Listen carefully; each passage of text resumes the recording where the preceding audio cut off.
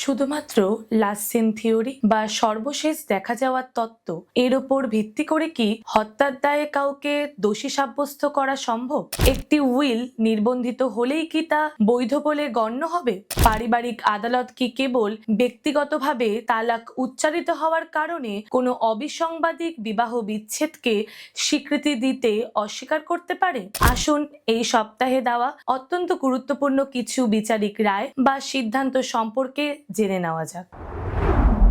৩রা জুলাই ২০২৬ তারিখে state of Gujarat বনাম জগদীশ হীরাভাই মালাম মামলায় গুজরাট হাইকোর্ট একটি হত্যা মামলার শুনানি করে। পারিবারিক সম্পত্তি নিয়ে বিরোধের জেরে ১০ বছরের এক বালককে হত্যার অভিযোগের দায়ে করা এই মামলায় মূলত লাস্ট সিন থিওরি অর্থাৎ ঘটনার ঠিক আগে ভুক্তভোগীকে অভিযুক্তের সাথে শেষবার দেখা যাওয়ার বিষয়টি এবং বিচার বহির্ভূত স্বীকারোক্তি ওপর নির্ভর করা হয়েছিল। অভিযুক্তকে খালাস দেওয়ার নিম্ন আদালতের রায় বহাল রেখে হাইকোর্ট জানায় যে রাষ্ট্রপক্ষ পারিপার্শ্বিক প্রমাণের কোনো অখণ্ড শৃঙ্খল বা ধারাবাহিকতার প্রমাণ করতে ব্যর্থ হয়েছে।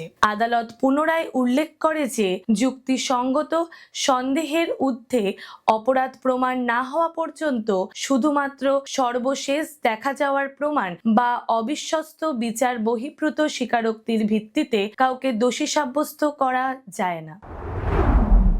৬ জুলাই ২০২৬ তারিখে সর্দারি লাল বনাম বিশন দাস ও অন্যান্য মামলায় সুপ্রিম কোর্ট উত্তরাধিকার আইনের একটি গুরুত্বপূর্ণ নীতি পুনর্ব্যক্ত করে। একটি নির্বন্ধিত উইল থাকলেই যে তা বৈধ বলে ধরে নেওয়া হবে এমন কোনো আইনি অনুমান নেই। এক ব্যক্তি নির্বন্ধিত উইলের মাধ্যমে তার বিধবা স্ত্রীকে সম্পত্তির উত্তরাধিকার থেকে বঞ্চিত করেছেন এমন অভিযোগকে কেন্দ্র করে এই বিরোধে সূত্রপাত হয়। উইলটি সম্পাদনের ক্ষেত্রে অস্পষ্ট পরিবর্তন, সাক্ষীদের বিশ্বাসযোগ্যতা নিয়ে সন্দেহ এবং অন্যান্য সন্দেহজনক পরিস্থিতি লক্ষ্য করে আদালত রায় দেয় যে যিনি উইলটি উপস্থাপন করেছেন তাকে এর বৈধতা নিয়ে ওঠা সমস্ত যৌক্তিক সন্দেহ দূর করতে হবে। যেহেতু এই দায়ভার পালন করা সম্ভব হয়নি, তাই সুপ্রিম কোর্ট উইলটিকে অবিশ্বস্ত ঘোষণা করে এবং বিধবা স্ত্রীর সম্পত্তির উত্তরাধিকারের অধিকারকে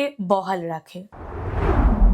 ৮ই জুলাই ২০২৬ তারিখে সাবানা বানু বনাম উত্তরপ্রদেশ রাজ্য মামলায় এলাহাবাদ হাইকোর্ট রায় দেয় যে পারিবারিক আদালত কেবল ব্যক্তিগতভাবে তালাক উচ্চারিত হওয়ার কারণে কোনো বিবাহ বিচ্ছেদকে স্বীকৃতি দিতে অস্বীকার করতে পারে না। যেহেতু স্বামী ও স্ত্রী উভয়ই স্বীকার করেছিলেন যে মুসলিম ব্যক্তিগত আইন অনুযায়ী বৈধ বিবাহ বিচ্ছেদ সম্পন্ন হয়েছে এবং এ বিষয়ে তাদের মধ্যে কোনো বিরোধ ছিল না, তাই আদালত তাদের বৈবাহিক অবস্থাকে আনুষ্ঠানিকভাবে স্বীকৃতি দেওয়ার নির্দেশ দেয়। আদালত পুনর্ব্যক্ত করে যে বিবাহ বিচ্ছেদের বিষয়টি যখন অবিসংবাদিক তখন পক্ষগুলোকে অপ্রয়োজনীয় আইনি লড়াইয়ে বাধ্য করা উচিত নয়।